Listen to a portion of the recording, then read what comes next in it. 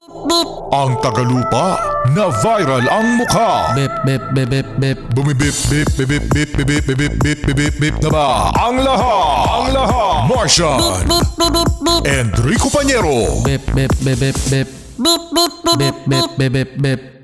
Bip, bip, bip, bip, bip. Titilaok!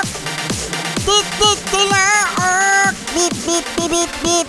Ito na ang 101.1 Yes FM Balitang Uy, mga Yes Friend, ang paborito natin na lumaki sa farm, kilala nyo pa ba? Yes, Your Honor! Oo, yung lumaki sa farm, Martian, na si dating mayor ng Bamban, Tarlac, na si Alice Guo, ay may hatol na. La! Mayon nga! At alam nyo ba, mga Yes Friend, kung anong hatol? Anong hatol? Habang buhay na pagkakabilanggo. La!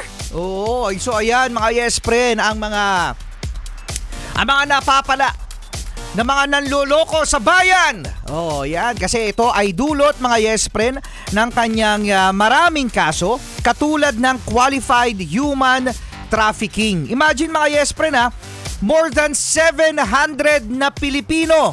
Kasama na rin ang mga Chinese, Vietnamese, Malaysian, Taiwanese, Indonesians, pati na rin mga Rwandans ay nakita mga Yes Friend na nakatira mismo, no, doon sa lugar kung saan pagmamay-ari nito ni Guo, yung mismong kumpanya. Oo, no, ng Pogo. So ngayon mga Yes Friend, nahatulan nga kahapon habang buhay.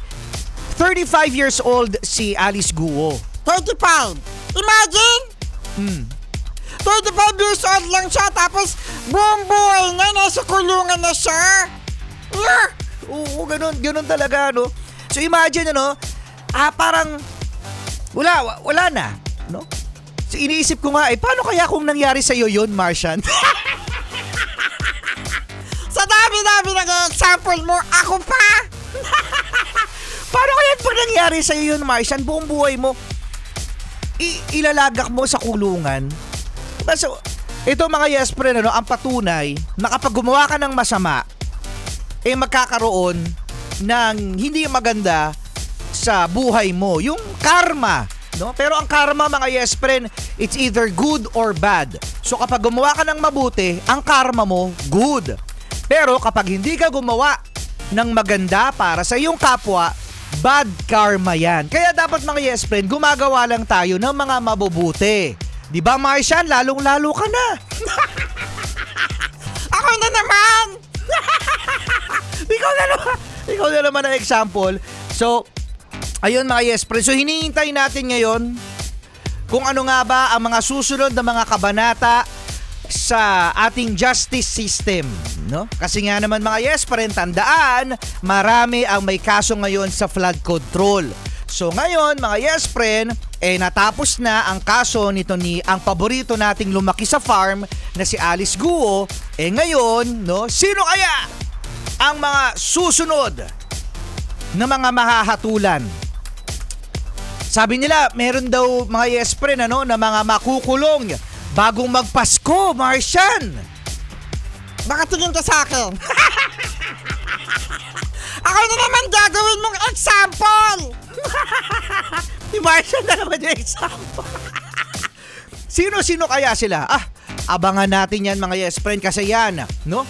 Ang hiling ng taong bayan, ang managot ang mga kurakot. So, syempre, mga Yes Friend, hindi lang nagtatapos sa mga maliliit na mga tao, kailangan natin ng malaki. Correct! Dapat lahat managot! Oo, yun. So, ayun mga Yes Friend, ang ating balitang. Kasama pa rin Rico Pañero at Martian the Cute! Rico Pañero. Sabihin mo sa akin. Ang cute ko talaga, grabe!